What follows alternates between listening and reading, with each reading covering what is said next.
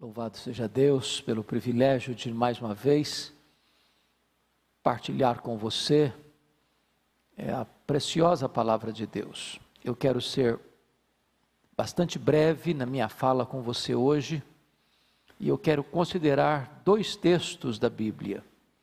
O primeiro deles está no livro de Provérbios, no capítulo 27. Provérbios 27. Versículo 1,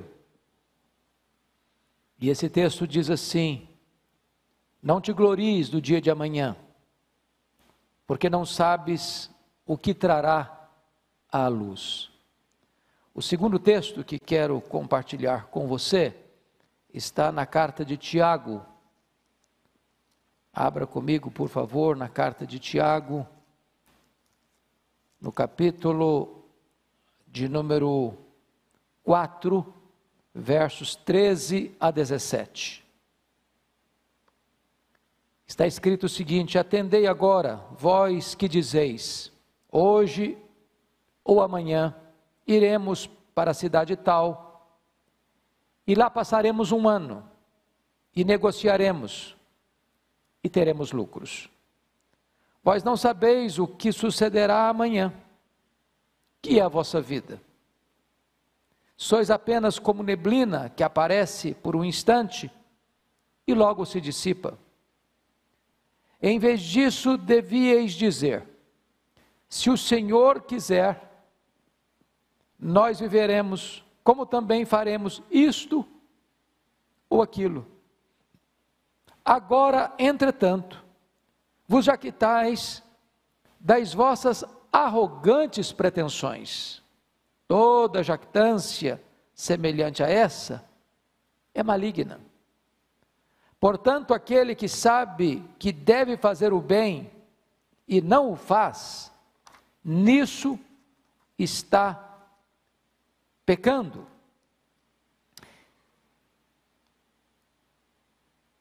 Eu estou absolutamente seguro de uma coisa: você e eu, quando começamos o ano, fizemos o nosso planejamento para este ano.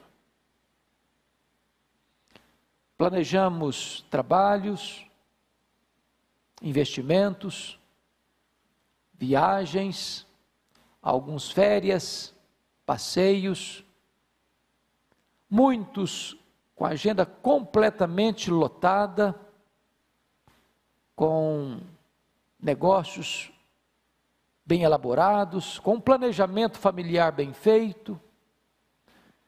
Porém, de repente surge uma crise, uma pandemia, que abala a saúde pública e traz um terremoto na vida econômica do Brasil e do mundo.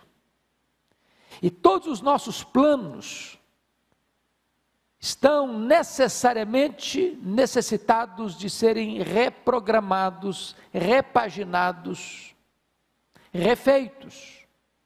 Viagens canceladas, congressos e conferências cancelados ou adiados, viagens internacionais canceladas ou adiadas.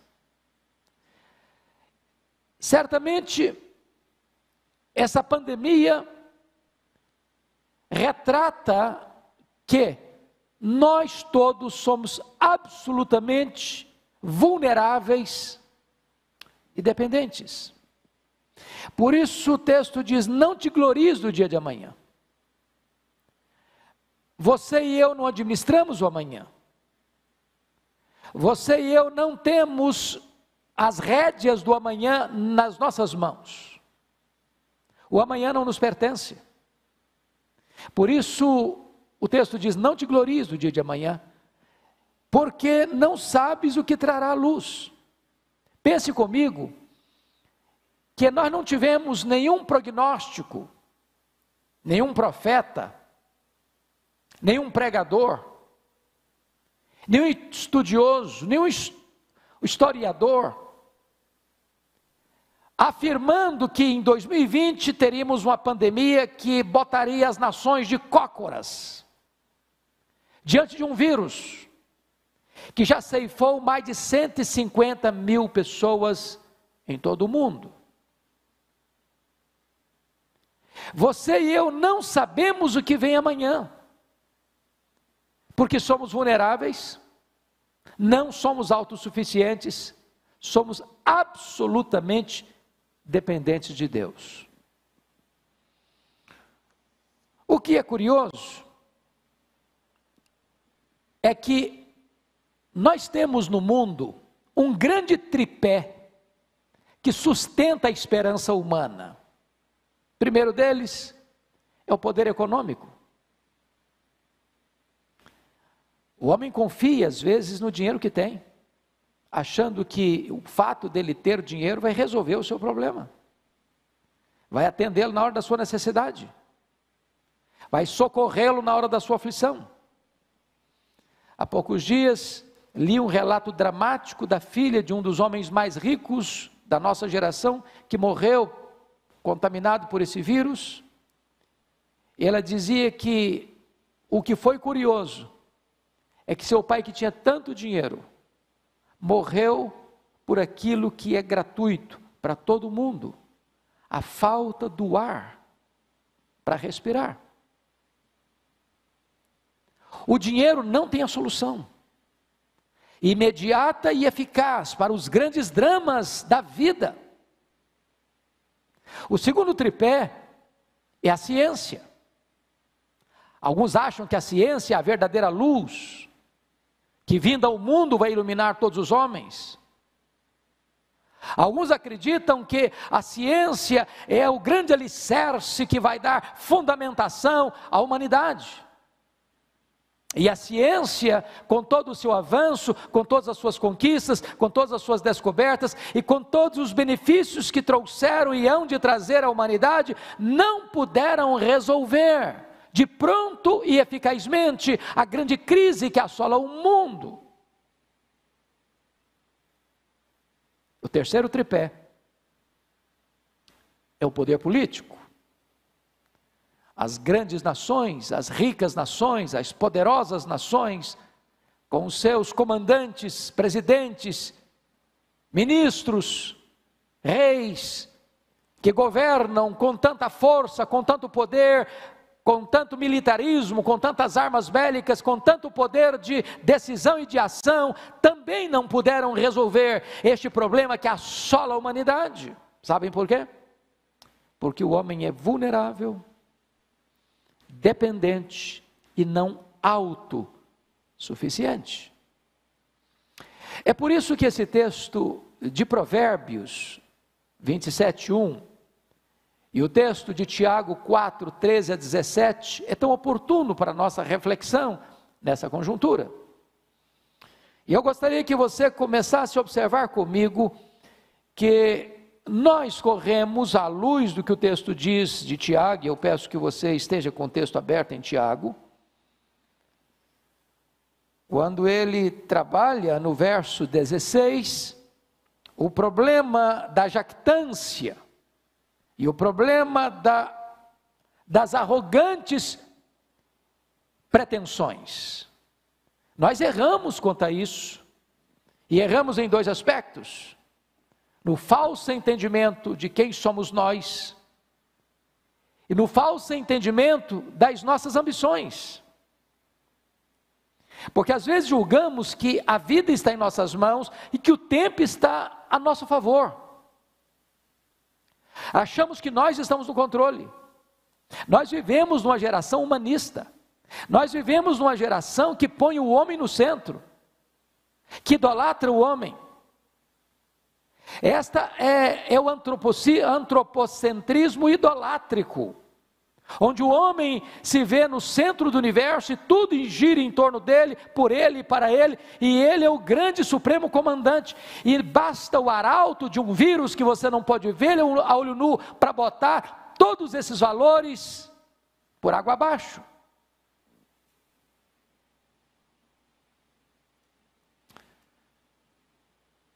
Nós temos tantas vezes a presunção de fazer planos sem incluir o propósito e a vontade de Deus nesses planos. Eu quero lhe dizer que não é pecado, não é errado, aliás, é necessário fazer planos. Não é disso que Tiago está dizendo. O que Tiago está aqui denunciando, e nós precisamos refletir sobre isso nessa hora, não é fazer planos. É fazer planos sem incluir a vontade boa, agradável e perfeita vontade de Deus. É fazer planos sem Deus. É achar que você é o timoneiro da sua alma, que você é capitão das suas decisões, que você é quem tem as rédeas nas mãos, que você faz, que você viaja, que você compra, que você vende, que você tem lucros, que você vai e permanece tanto tempo aqui, ali, acolá, de acordo com o seu querer e com a sua vontade, pois a sua vida e o seu tempo não estão nas suas mãos, estão nas mãos de Deus. Então, veja comigo que nós podemos ter à luz do versículo 16, uma pretensão em 3 áreas. A pretensão do tempo, hoje ou amanhã. Veja comigo, versículo 13, hoje ou amanhã. Essa é a pretensão do tempo. Tanto hoje quanto amanhã, a pessoa pensa que está na mão dele. Amanhã eu vou fazer isso, amanhã eu vou viajar, amanhã eu vou comprar, amanhã eu vou vender, amanhã eu vou ter lucro. Calma, ponha Deus nisso. Porque você nem sabe se estará vivo amanhã. A sua vida não lhe pertence. Você não administra o seu futuro.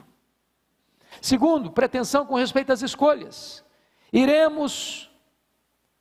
Passaremos. Essa é a questão da decisão. Eu vou fazer essa escolha. É o que o texto diz, nós iremos para a cidade tal. E nós passaremos lá 1 ano. Nós temos um plano, nós temos um projeto. Nós temos todo um estudo de caso, onde nós vamos fazer, conforme o nosso querer, conforme a nossa vontade, porque nós tomamos decisões e realizamos as nossas ações, e somos soberanos nisso. Essa é a vã pretensão, que Tiago chama de pretensão arrogante, e ele chama de jactância maligna, porque exclui Deus, mas também as pretensões, elas podem tocar na área das habilidades. Veja você, no versículo 13 ainda, diz que nós negociaremos e nós teremos lucros. É o homem que toma a decisão, é o homem que acha que vai acontecer, vai fazer, vai ter resultado, vai ter lucro, porque ele é quem planejou isso. E veja você, que o arauto chamado Covid-19 é suficientemente forte para colocar todas essas arrogantes pretensões e jactâncias malignas ao chão, e tirar toda essa altivez do homem, esvaziar sua bola e mostrar para ele que ele é vulnerável, dependente e não autossuficiente. Pois bem, como nós podemos nos proteger dessas vãs pretensões, dessas arrogantes pretensões ou presunção? Primeiramente, eu acho que nós precisamos reconhecer e ter consciência da nossa ignorância. Olha o versículo 14 comigo. Vós não sabeis o que sucederá amanhã, ponto. Com todo o nosso saber, com todos os nossos prognósticos, com toda a nossa provisão de tempo, com todos os nossos estudos, com toda a nossa ciência, com toda a nossa perícia, o texto é categórico: vós não sabeis o que sucederá amanhã. Fomos pegos de surpresa, fomos apanhados nessa rede da ignorância. E o mundo está em pânico. E as nações estão completamente aturdidas. Por quê? Porque nós temos que admitir a nossa limitação do saber com respeito ao futuro. Vós não sabeis o que sucederá amanhã. Segundo lugar, ter consciência da nossa fragilidade. Olha comigo o versículo 14. Que é a vossa vida? Sois apenas como neblina que aparece por instante e logo se dissipa. Note você a fragilidade da vida, a vulnerabilidade da vida. Morre o idoso, morre o adulto, morre o jovem, morre a criança, morre o rico, morre o pobre, morre o doutor, morre o analfabeto, morre o homem que mora no palácio, morre o homem que mora na palafita, morre o homem piedoso, morre o homem ateu. A morte é democrática e ela chega a todos. Ela é o sinal de igualdade na equação da vida, ela chega a todos. Por quê? Porque não importa a saúde que você tem, não importa o dinheiro que você tem, não importa o conhecimento que você tem, não importa o lugar que você mora, não importa o cargo que você ocupa, você e eu somos frágeis e vulneráveis. Mas ainda, terceiro lugar, como nos proteger desta presunção? Primeiro, saber da nossa ignorância. Segundo, saber da nossa fragilidade. Terceiro, saber da nossa total dependência de Deus. Olha o versículo 15 comigo. Em vez disso, devias dizer, se o Senhor quiser, nós viveremos. Como também faremos isto ou aquilo. Então, deixa eu lhe dar um conselho. Não é clichê, não é clichê. Não é jargão religioso.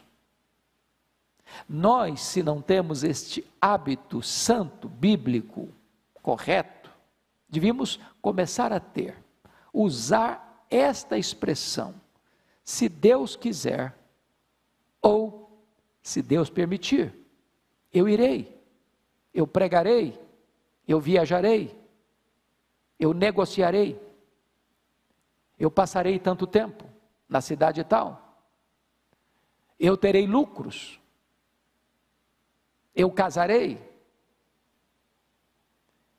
eu trabalharei. Se Deus quiser, se Deus permitir. Nessa conjuntura social, onde o nome de Deus tem sido banido da imprensa tantas vezes, da mídia tantas vezes, das cortes tantas vezes, do parlamento tantas vezes, dos palácios tantas vezes, das universidades tantas vezes, das escolas tantas vezes, do teatro tantas vezes, da literatura tantas vezes, é necessário reinserir a realidade de Deus, porque nós somos dependentes. Se Ele não quiser, não viveremos. Se Ele não quiser, não faremos.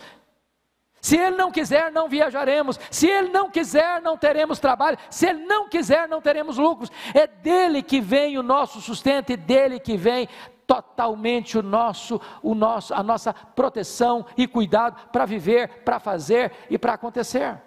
Se Ele não quiser, nada disso vai acontecer.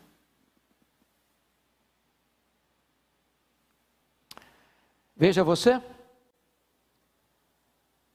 no versículo 16, ele mostra a necessidade de compreendermos que o nosso destino não está em nossas mãos. Agora, entretanto, vos jactais das vossas arrogantes pretensões. Quando você faz um plano e não inclui a permissão de Deus ou a vontade de Deus nesses planos, Deus chama isso de jactância, e uma jactância arrogante. é de você achar que você está no controle. Você tem o poder, você tem a força, você tem o controle, você tem o domínio. Isso é jactância e arrogância demoníaca.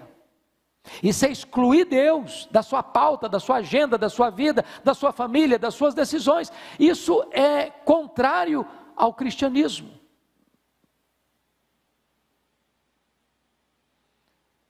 Mas veja você,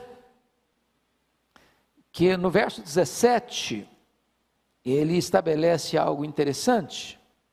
Portanto, aquele que sabe que deve fazer o bem e não o faz, nisso está pecando. Diante da vulnerabilidade da vida, diante da brevidade da vida, porque a Bíblia compara aqui a nossa vida de uma maneira interessantíssima, como neblina. E você às vezes está andando por uma estrada e tem uma neblina de manhãzinha, daqui a pouquinho o sol brota, e a luz do sol chega, e o calor chega, e a neblina se dissipa, e ela vai embora. A Bíblia compara a nossa vida como um corredor veloz, como a agulha de um tecelão, ou como um breve pensamento, ou como uma flor que viceja, floresce, depois murcha e seca. A Bíblia compara a nossa vida como um corredor veloz. Então, diante desse fato de que você e eu somos vulneráveis, diante desse fato que você e eu não temos capacidade de tomar decisões e levá-las a cabo por nós mesmos, nós deveríamos viver a vida com mais antenas ligadas a quem está perto de nós. E se alguém chegar precisando de socorro, de ajuda, de uma mão estendida, não deixa para depois. Mesmo sabendo que você deva fazer o bem, não deixa para amanhã. Então o que o texto está dizendo é o seguinte: aproveite as oportunidades, viva cada dia. Todo dia viva na dependência de Deus, todo dia é dia de fazer o bem, todo dia é dia de investir no próximo, todo dia é dia de investir no reino, todo dia é dia de você pensar além de você mesmo, também no outro. Porque essas pessoas que estão com essas vãs pretensões e arrogantes pretensões, elas estão pensando nelas: eu faço, eu viajo, eu passo tanto tempo, eu vou ter lucros, eu vou comprar, o eu, sempre no centro, e ele fazendo para ele, e ele trabalhando para ele, e ele tendo lucro para ele, e ele deixando as oportunidades passarem de fazer o bem. Você com esta crise está aprendendo algumas lições tão importantes. Primeiro, você e eu precisamos de muito menos para viver, muito menos do que você imagina. Você pode aprender a viver uma vida mais modesta, para ter mais condições de socorrer o necessitado à sua porta, de você não deixar de fazer o bem, porque tudo que Deus bota na sua mão, não é apenas para você comer todas as sementes, você precisa semear também essas outras sementes, lançar o seu pão sobre as águas, e na medida que você vai fazendo o bem, Deus vai multiplicando a sua sementeira, para que mais outras pessoas possam ser alcançadas. Então eu quero concluir, e ao concluir, eu quero dizer a você duas coisas. Primeiro, o perigo que é desobedecer à vontade de Deus, quando você já a conhece. Esse é o alerta do último versículo, versículo 17. Portanto, aquele que sabe que deve fazer o bem, e não o faz, nisso está pecando. A omissão é um grave pecado.